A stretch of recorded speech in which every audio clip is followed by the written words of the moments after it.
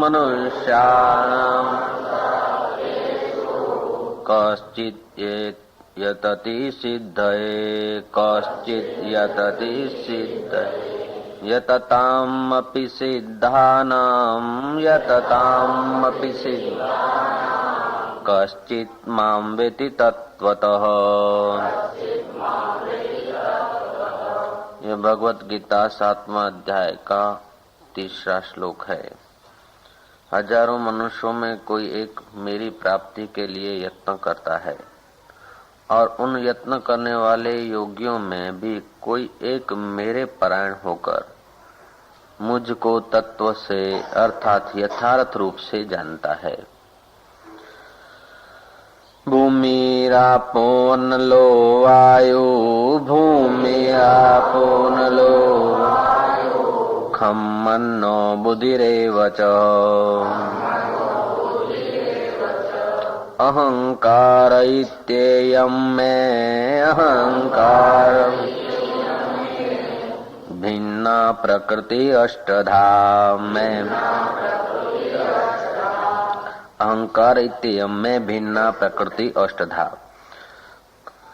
अपरेयम् इत्यस्तत्मन्या अपरेस्त्वत् प्रकृतिं विद्धिं में पराम जीवभूतां महाबाहो जीवभूतां महाबाहो येदं धार्यते जगत्। पृथ्वी जल अग्नि वायु आकाश मन बुद्धि और अहंकार भी इस प्रकार यह 8 प्रकार से विभाजित मेरी प्रकृति है। यह 8 प्रकार के भेदों वाली तो अपरा अर्थात मेरी जड़ प्रकृति है। और हे महाबाहो, इससे दूसरी को जिससे यह संपूर्ण जगत धारण किया जाता है मेरी जीव रूपा परा अर्थात चेतन प्रकृति तो जान। भगवत गीता के 7वें अध्याय का 4था और 5वां श्लोक का अर्थ है। 3रे श्लोक का अर्थ है कि हजारों मनुष्यों में कोई एक मेरी प्राप्ति के लिए यत्न करता है और उन यत्न करने वाले योगियों में भी कोई एक मेरे परायण होकर मुझको तत्व से अर्थात यथार्थ रूप से जानता है। हजारों में कोई विरला ही ईश्वर के लिए प्रयत्न करता है, ऐसा क्यों? सही बात तो है कि ईश्वर को पाना इतना सुगम इतना सहज है, इतना वो निकट है कि उसके लिए कुछ कहा नहीं जा सकता, इतना वो निकट है। फिर भी कोई प्रयत्न नहीं करता, क्यों?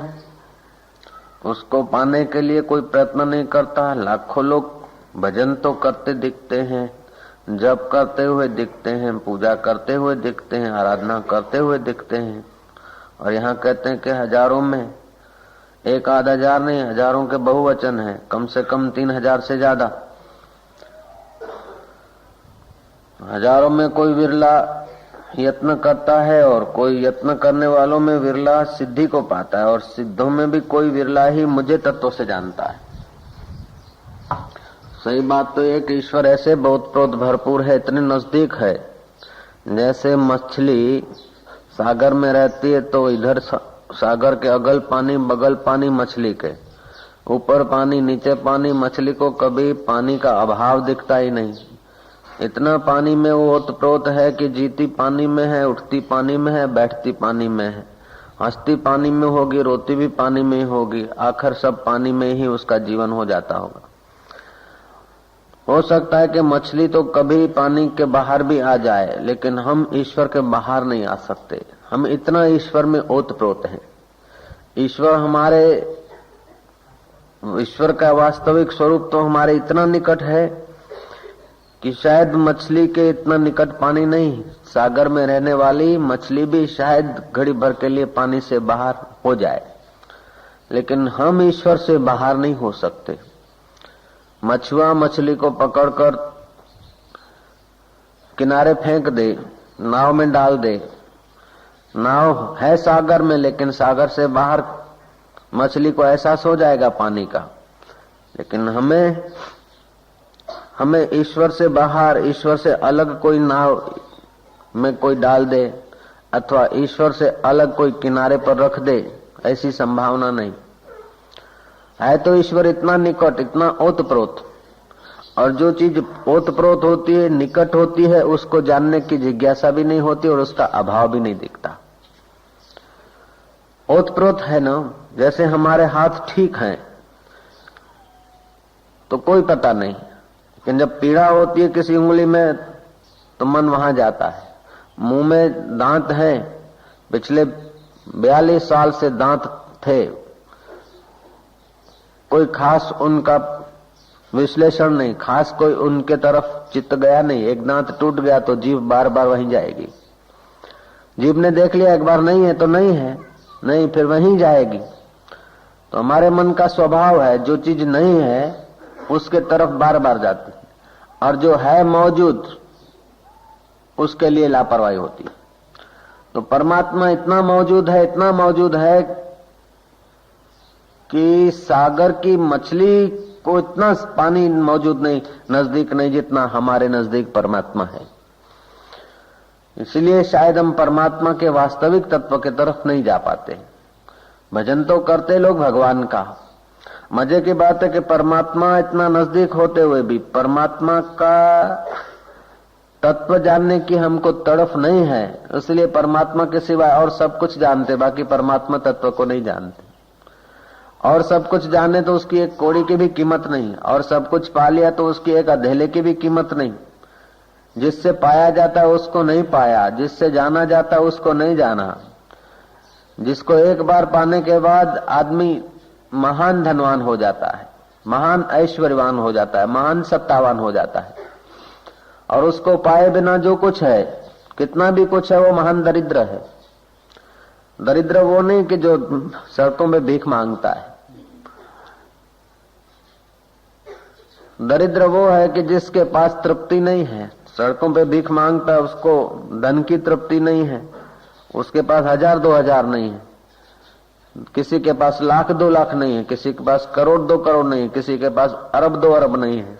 जो है उसकी लापरवाही है, और जो नहीं है उसके लिए भीख मांगना चालू है। भिखारी के पास पैसा नहीं है उसलिए भीख मांगता है, कोई खुलेआम भीख मांगता है, कोई और अटकल से भीख मांगता है, लेकिन सब भीख मांग रहे हैं सुख की। धन हो तब सुखी हो, सत्ता हो तब सुखी हो, सौंदर्य आए तब सुखी हो, अमुक व्यक्ति मिले तब सुखी हो, अमुक जगह पर जाऊं तभी सुखी हो, अमुक अवस्था पाऊं तभी सुखी हो। ये सब केवल उस परमात्मा तत्व की प्यास न होने के कारण, उस परमात्मा तत्व का साक्षात्कार न होने के कारण भीख मंगापना चलता रहता है। और ये भीख एक जन्म नहीं, सदियों से ये जीव मांगता आया है। कुछ हो जाए, कुछ पालूं, कुछ कर लूं, अभी जो है उसकी कोई कीमत नहीं। जहां पर है, जैसे हैं, उस अवस्था का सदुपयोग नहीं, लेकिन जहां नहीं है उसकी इच्छा होती। दांत है तो उसका कोई गिनती नहीं, अब नहीं है तो जीभ वहीं जाती है बार बार। तो जो चीज नहीं है उधर मन भागता है, मन अभाव में जाता है। विधायक में मन जाए होता है विधायक, दूसरा होता है निषेधात्मक। तो जो मौजूद है उधर हमारा मन नहीं जाता। मन का जैसे पानी का स्वभाव है नीचाई को बहना, खड्डों के तरफ बहना, ऐसे ही मन का स्वभाव है, वृत्तियों का स्वभाव है अभाव के तरफ। ऑडिट करने वाले लोग क्या करते, क्या बढ़िया लिखा है उधर उनकी नजर नहीं जाएगी, कहां गलती है। ऐसे हमारा मन अभाव के तरफ जाता है। जो मौजूद है उसका पता नहीं, जो मौजूद है उसकी कीमत का पता नहीं। संत तो यूं कहते हैं कि दुनिया में दुखी आदमी खोजना असंभव है, गरीब आदमी खोजना असंभव है। हर इंसान के पास इतना खजाना भरा है, इतना वो धनवान है कि सारे विश्व को चलाने वाला चैतन्य परमात्मा उसके दिल की धड़कनें चला रहा है। इतना वो आनंद स्वरूप है कि सारे ब्रह्मांड को आनंदित करने वाला परमात्मा उसके पास है। तो फिर आदमी दुखी मिलना मुश्किल ही है। बात तो सही है कि कोई दुखी नहीं, कोई कंगाल नहीं, सुन्ना सखना कोई नहीं, सबके भीतर लाल। भीतर लाल तो है, लेकिन उस लाल के सद्भाव का हमको ख्याल नहीं, मौजूदगी का हम उपयोग नहीं करते और ला मौजूदगी के तरफ मन भागता जाता है।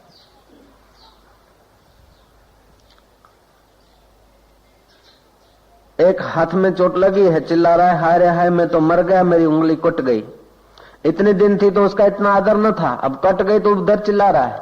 अब दूसरी मौजूद है, सामने वाले की 2 कटी है, वो देखकर बोले, ऐसा सोचे कि हाय भगवान तेरी कृपा है, उसके तो 2 हाथ कट गए, मेरे तो 1 हाथ की खाली उंगली कटी है, वाह वाह। धन्यवाद करके भी तो जी सकता है, नहीं हाय रे हाय मेरी उंगली कट गई। निषेधात्मक वाले व्यक्ति का जीवन कैसा होता, पूछो तो क्या हाल है, बोले क्या भगवान ने दुनिया बनाई, 2 लंबे लंबे दिन के बीच एक छोटी सी रात, 2 लंबे लंबे बीच दिन प्रकाशमय विधायक मन ऐसा बोलेगा। 2 सुहावने सुंदर दिनों के बीच जरा सी रात बनाई, क्या भगवान की दया है, कितना प्रकाश है, कितना उजाला है जीवन में। और निषेधात्मक होगा तो अरे क्या दुनिया है, अंधेरा ही अंधेरा, 2 लंबी रातों के बीच एक छोटा सा दिन, 2 लंबी रातों के बीच एक जरा सा दिन। तो जो दुख खोजता है उसको दुख ही दुख मिलेगा। मैंने सुनाई थी वो बात, कौरवों के बड़े भ्राता दुर्योधन को भेजा के जा सज्जन को खोज करा। सारा दिन खोज तान करते करते छानबीन करते शाम को गुरु के द्वार पर पहुंचा के गुरु जी सज्जन आदमी कोई मिलता ही नहीं, सब लुच्चे बदमाश बेकार आदमी हैं। दूसरे दिन युधिष्ठिर को भेजा गया कि जाओ दुर्जन आदमी को खोज कर लाओ। युधिष्ठिर गए, वे भी छानबीन करते शाम को लौटे, बोले दुर्जन तो कोई है ही नहीं, मैं पूरा गांव ढूंढ के आया हूं। तो आदमी की जैसी जिस प्रकार की दृष्टि होती है उस प्रकार की सज्जनता या दुर्जनता वो मान लेता है, लेकिन मान्यताएं मन की है, बुद्धि की है, अष्टधा प्रकृति में है। मैं क्या हूं उसकी उसको खोज नहीं। और वो अपने आप में इतना पूरा है, अपने आप में इतना महान है कि उसके पास कुछ न हो, खाने को रोटी न हो, पहनने को कपड़ा न हो, फिर भी उसके पास इतना कुछ है, इतना कुछ है कि वो गरीब तो नहीं कहा जा सकता, दरिद्र तो नहीं कहा जा सकता, दुखी तो नहीं कहा जा सकता, अभागा तो नहीं कहा जा सकता। जिसके हृदय में अनंत ब्रह्मांड का स्वामी धड़कने दे रहा है वो अभागा कैसे? जिसके साथ परब्रह्म परमात्मा अटखेलियां कर रहा है वो दुखी कैसे? और जिसके पास आत्मधन है वो निर्धन कैसे? लेकिन जो चीज मौजूद है उसका पता नहीं, और जो ला मौजूद है, मेरा छोटा मकान है तो बड़े मकान वाले को देख के बोलूंगा कि मैं गरीब हूं, मेरे पास कम पढ़ाई लिखाई है, मेरी बुद्धि में एसएससी तक का ज्ञान है, तो एमए वाले को देखूंगा कि ये इसमें ज्यादा ज्ञान है, मेरे पास कुछ नहीं। हकीकत में ये अष्टधा प्रकृति के अंदर है। बुद्धि में कम सूचनाएं हैं, किसी के पास ज्यादा सूचनाएं हैं। किसी को अष्टधा प्रकृति के शरीर को ज्यादा सहूलत है, किसको कम सहूलत है, लेकिन हमारा असली स्वरूप तो इतना महान है, इतना गौरवंत है, इतना महिमाशील है कि इसकी बराबरी अष्टधा प्रकृति की कोई चीज से की नहीं जा सकती। लेकिन ये यहाँ बड़ी विटंबना है, बड़ी मुश्किल है कि जो मौजूद है उसका हमको पता नहीं। एक माँ आई थी कि बाबा जी मैं जाती हूँ कांकरिया में आपघात करने को, अब मेरे से सहा नहीं जाता, गरीबी है, मिलें भी बंद हो गई, लड़के मांगते खाना पीना, और पठानी ब्याज वाले ब्याज के लिए तंग करते हैं। अब तो बस मैं मरूं, बस मेरे पास और कुछ नहीं। अब पति नौकरी ढूंढ रहा है, मैं भी काम तो कर सकती हूँ लेकिन मिलता नहीं। अब मैं जाती हूँ कांकरिया। पुरानी बात है, आई थी एक माई, अब कांकरिया जाती हूँ, आशीर्वाद लेने आई हूँ। मैं कहा मत जाना, ऐसा मैंने नहीं कहा। मैं कहा जाओ जरूर, लेकिन कब जाओगे? बोले अभी जाती हूँ। अच्छा जाओ तो सही, लेकिन कांकरिया में जाने से दरिद्रता मिटती हो तो चले जाओ। बोले मर जाऊंगी, आराम हो जाएगा। मरने के बाद आराम नहीं होता। और जो आदमी आपघात करता है वो आवेश की घड़िया में करता है, और उसको बोलो नहीं तो उसका आवेश बढ़ेगा। उसको बोलो करो जरूर, लेकिन ऐसा 2 मिनट के बाद जरा करना। आवेश खत्म हो जाएगा तो आपघात नहीं कर सकता। उसको प्रसाद दिया, मैं कहा अच्छा जाते तो जाओ कांकरिया, लेकिन कांकरिया में आपघात करने से नौकरी मिल जाए तो ठीक है, आपघात करने से दुखों से छूट जाए तो ठीक है। बोले बाबा जी वैसे विचार तो जाने का था, लेकिन अब आप तुम जो कहो वैसा करती हूँ।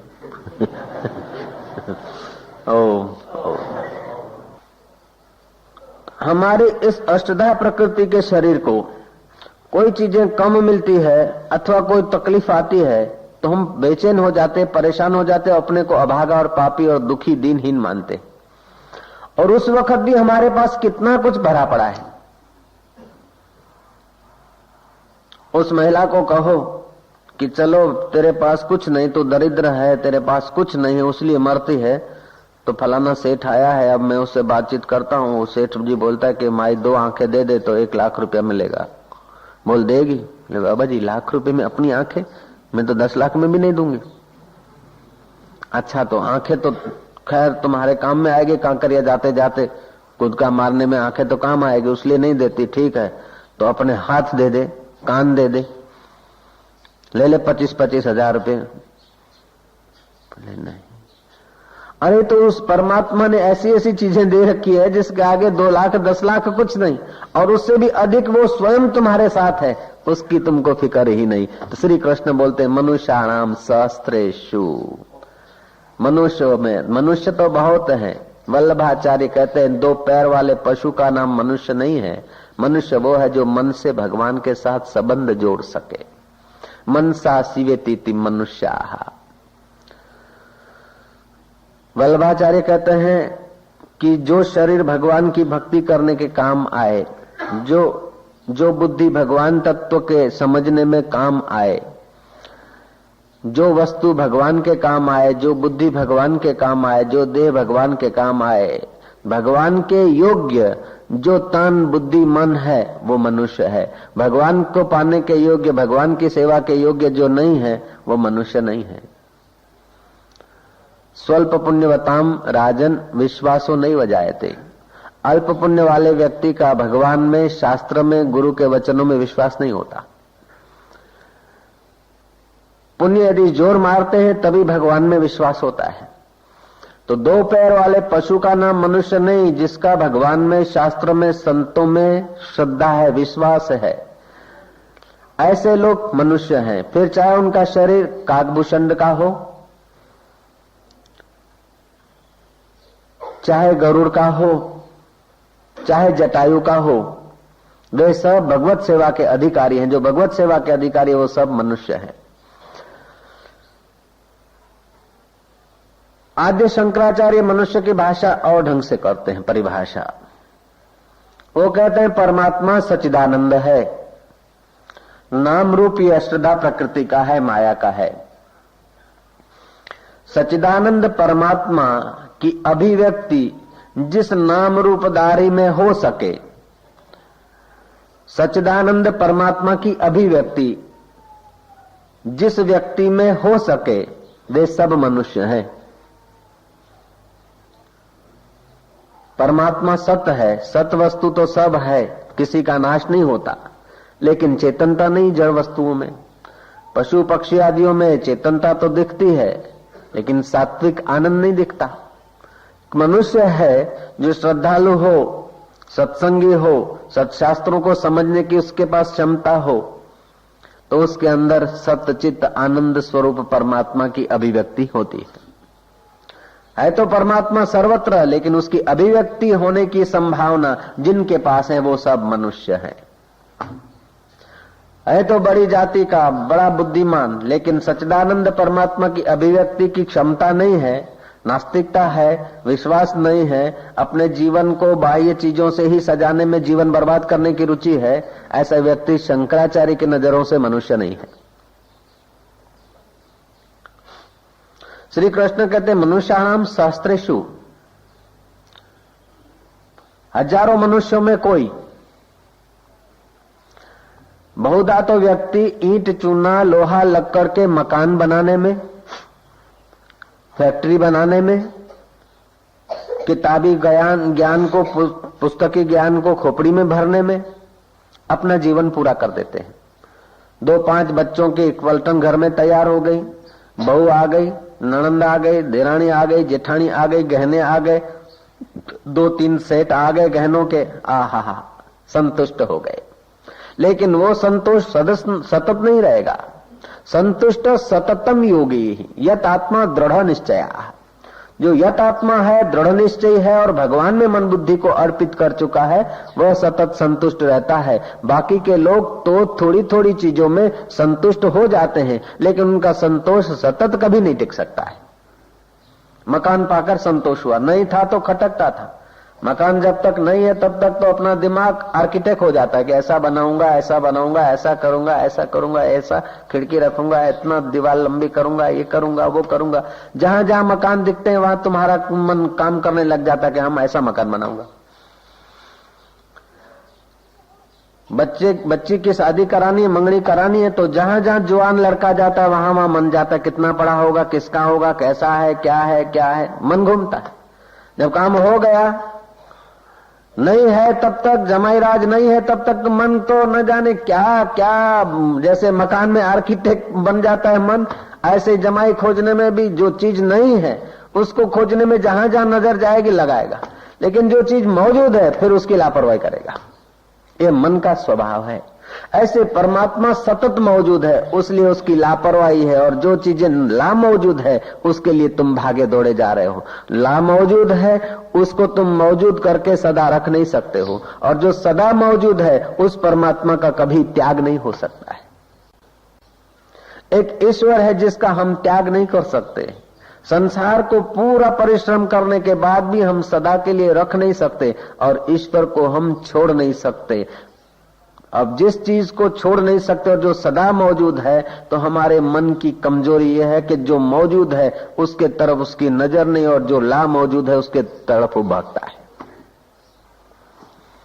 यही बड़े में बड़ी कठिनाई है। उसीलिए परमात्मा साक्षात्कार नहीं होता, उसीलिए परमात्मा साक्षात्कार कठिन सा हो रहा है।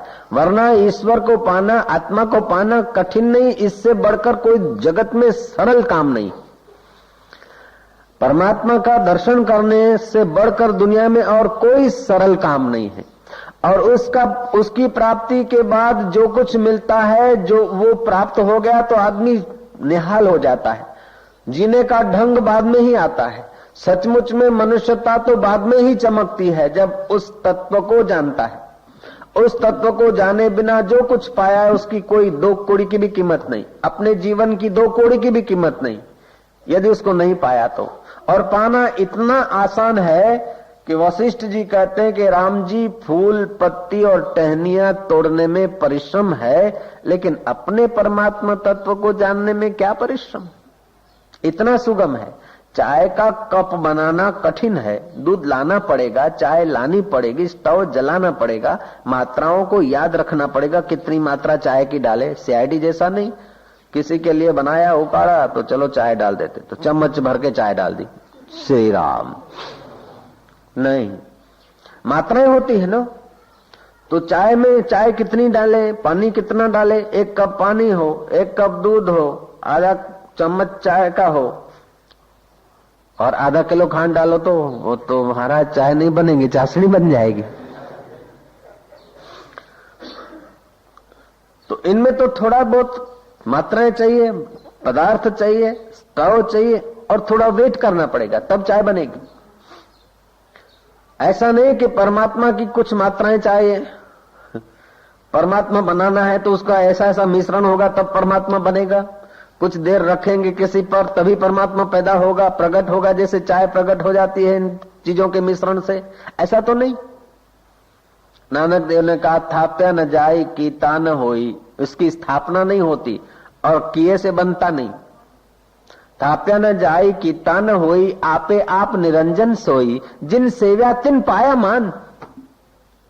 जिन्होंने उसका सानिध्य लिया, जिन्होंने उनके तरफ मुंह किया, उन्होंने मान पाया। हम ईश्वर को छोड़कर और बहुत सब कुछ करते हैं। ईश्वर हमारे बहुत नजीक है, लेकिन हम ईश्वर को पीठ देकर अपने अभाव के तरफ दौड़ते हैं, मन की कल्पनाओं के तरफ। और युगों से ये दौड़ चालू है। इतने दौड़ते दौड़ते दौड़ते दौड़ते दौड़ते बुढ़ापा हो जाता है, बहुत कुछ इकट्ठा किया, उसकी कोई गिनती नहीं। जो नहीं है वो खटकता है कि मूलों को ना आयो। श्री राम, मेरा जो पौत्र था ने मूला, वो मूला नहीं दिखता है। लेकिन टेऊटो पण बसर ये बैठे हैं, पौत्र के बाप बैठे हैं, पौत्र के भाई बैठे हैं। हाँ, लेकिन उसका मुंह देखने की इच्छा। मूला का मुंह देखा तो बोला मूला की पत्नी मिसेस मूला कहाँ है? अब मिसेस मूला आई तो बेटा तेरी गोद नहीं भरी, मेरे को बड़ा दुख है। जो नहीं है उस पर रो रहा है, जो मौजूद है उसकी कोई गिनती नहीं। ये मन का स्वभाव है, इसीलिए कठिन हो गया। तो हजारों मनुष्य लोहा, लक्कड़, मूला, मूली, चूली, चूल्हा, उसी में अपना जीवन व्यर्थ कर देते हैं। कोई कोई विरला ईश्वर के रास्ते चलता है। मंदिर में भी जाएंगे तो क्या करेंगे? भगवान से मांगेंगे, भगवान तुम ही माता हो, तुम ही पिता हो, तुम ही बंधु हो, तुम ही सखा हो, ये देवों के देव, मैं कुछ नहीं, हे नाथों के नाथ तुम मेरे सहारे। लेकिन ऐसा दया करना जरा आज उघराणी पत जाए। बम बोले गिरा दे सोने चांदी के गोले। हमें तो अपने लिए कुछ नहीं चाहिए, लेकिन मेरा जो छोकरा है ना, कहना नहीं करता, वो मेरे कहने में चले और उसकी जिंदगी सुधर जाए। भगवान और कुछ नहीं मांगते। तो हमने भगवान के लिए मंदिर के दर्शन नहीं किए, भगवान के लिए संतों के पास नहीं गए। गए किसके लिए? कि जो नहीं है उसके लिए गए, और जो नहीं है वो नहीं हो जाएगा। जो चीज तुम्हारे पास अभी नहीं है, जो चीज अभी नहीं है, पहले नहीं थी, अभी नहीं है, वो आएगी तो भी बाद में रहेगी नहीं। श्री राम, परमात्मा पहले था, अभी है और बाद में भी रहेगा। देह पहले नहीं था, बाद में नहीं रहेगा, तो अभी भी नहीं के तरफ जा रहा है। सुबह 7 बजे जो ये देह का आयुष्य था वो अभी नहीं है। सुबह 7 बजे इस देह में जो माल मसाला था अभी वो नहीं, बदल गया।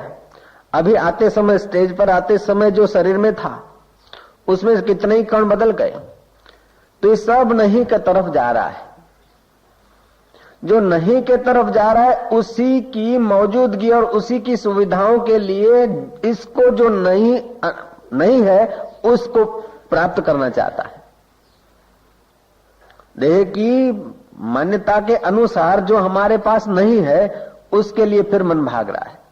इसीलिए भगवत प्राप्ति कठिन है, वरना भगवान को पाना कठिन। अरे राम, मछली के लिए शायद हो सकता है कि सागर से रत्ती भर कहीं बाहर चली जा सके, लेकिन हम परमात्मा से 1 इंच के लिए, 1 क्षण के लिए 1 इंच परमात्मा से हम दूर नहीं हो सकते। इतना परमात्मा भरपूर है हमारे ओतप्रोत।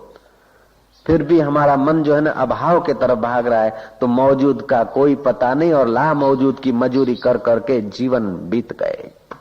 कबीर ने कितना सुंदर कहा, भटक मुआ भेदू बिना पावे कौन उपाय, खोजत खोजत जुग गए पांव कोस घर आए। इस भेद को जानने वालों के सिवाय, महापुरुषों के संकेत के सिवाय हम सुख के लिए युगों से भटकते और सुख उसमें मानते जो नहीं है वो चीज आ जाए तो सुख। सही बात तो यह है कि संयोग जन्य जो सुख है वो सुख नहीं है, वो हर्ष है। रुपए का और हमारा संयोग, मिठाई का और जीभ का संयोग, आंख का और फिल्म का संयोग, कान का और गीतों का संयोग, शरीर का संयोग, ये संयोग जन्य जो भी सुख है वे वास्तविक में हमको भ्रमित करने वाले। और संयोग जन्य सुख इस देह को मिलते हैं, और ये देह है अष्टधा प्रकृति की। आगे के श्लोक में कहते हैं, भूमि आपो अनलो वायु खम मनो बुद्धि रेवच अहंकारम इत्येव में भिन्ना प्रकृति अष्टधा। पृथ्वी, जल, तेज, वायु, आकाश, ये 5 भूत, मन, बुद्धि और अहंकार, ये 3 सूक्ष्म भूत अथवा तो स्थूल प्रकृति और स्थूल सूक्ष्म कारण, ये तीनों से मैं परे हूं। मैं परे का मतलब है भगवान का जो वास्तविक स्वरूप है वो इनसे पर है, लेकिन उस वास्तविक स्वरूप को हम नहीं जान पाते। उस वास्तविक स्वरूप के लिए हमारे अंदर तड़फ नहीं, उसलिए नहीं जान पाते। और जब तक उस वास्तविक स्वरूप को नहीं जाना तब तक दुनिया का सब कुछ जान ले फिर भी हम भिखारी रहेंगे। इसको वास्तविक तत्वों को नहीं जाना तो दुनिया का सब कुछ जान ले फिर भी हम अज्ञानी रहेंगे। इस आत्मदेव से न मिले तो दुनिया के सब मित्रों से मिले फिर भी हमारा मिलना बाकी रह जाएगा।